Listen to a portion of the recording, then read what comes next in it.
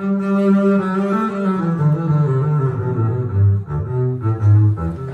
I'm Satoshi Okamoto, a bass player in the York Philharmonic. And this is What's in My Case.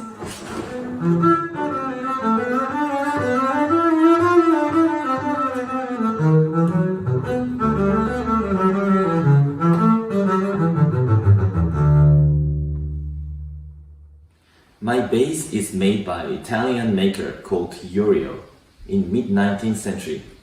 It has a great sound. Actually, I just got this instrument in February this year, right before our concert stopped. Great timing. I have another instrument by unknown maker, maybe Italian, maybe French.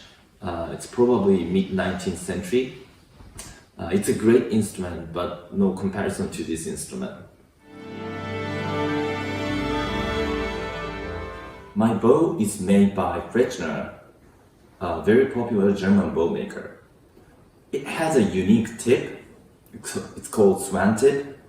As you see, the curve is a little bit gentler than the normal bow tip, and then it looks like a swan head. What does it do on sound? I don't know, but it plays very well. The other bow I have is a Hoyer. This is also a German bow, a German maker. I used this bow about 30 years before I switched to this bow. I still love this bow very much. I usually use pops. Other rosins I use are coasting, leatherwood, Nyman, and oak rosins. My colleague Isaac Trapkas makes fantastic rosins, so sometimes I use those too. But no matter what kind of rosin I use, I seem like to have a few swipes of Pops rosin at the end.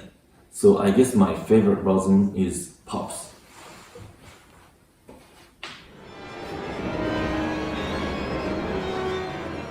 Right now, I put Tomastic bel canto for all 4 strings, but I use other strings too, like Pirastro Flexcore Deluxe, Passione Stark, and Permanent for E string. I change the strings depending on the condition of the bass or what I play, like solo or orchestra.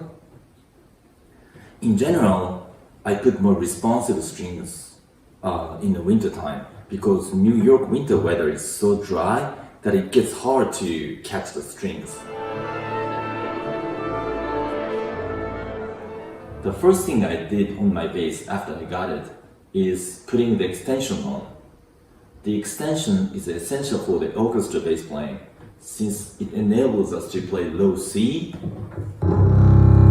instead of low E. I like the ones with keys on each note.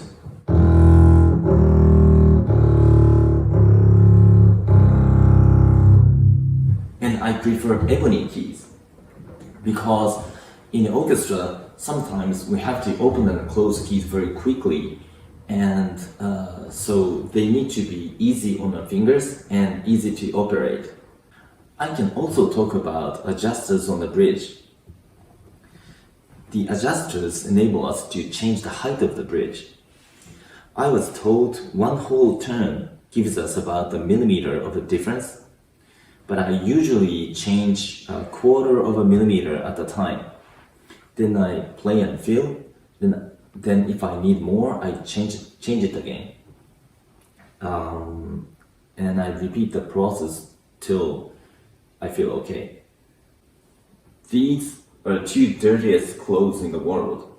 One is for wiping rosin off from the strings, and the other one is for wiping my sweat off from the instrument. I sweat a lot while I'm playing, so I try to wipe it off as often as possible. If you see me wiping the instrument right after the piece finished in the concert, that's not because I want to go home as soon as possible, but I want to keep my instrument clean and playable.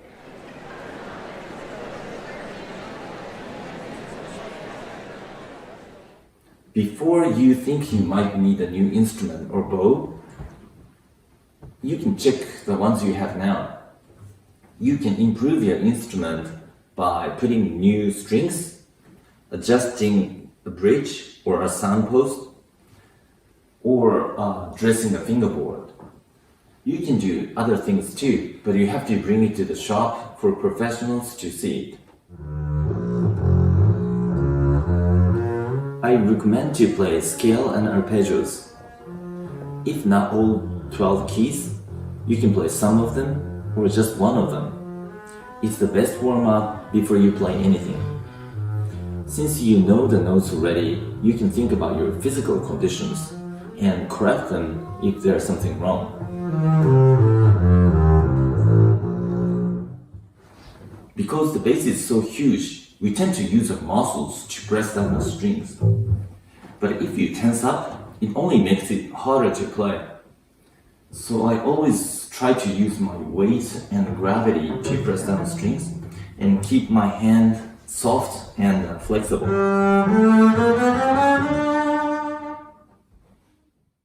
I'm Satoshi Okamoto of the New York Philharmonic, and this was my What's in My Case. Thank you for joining me.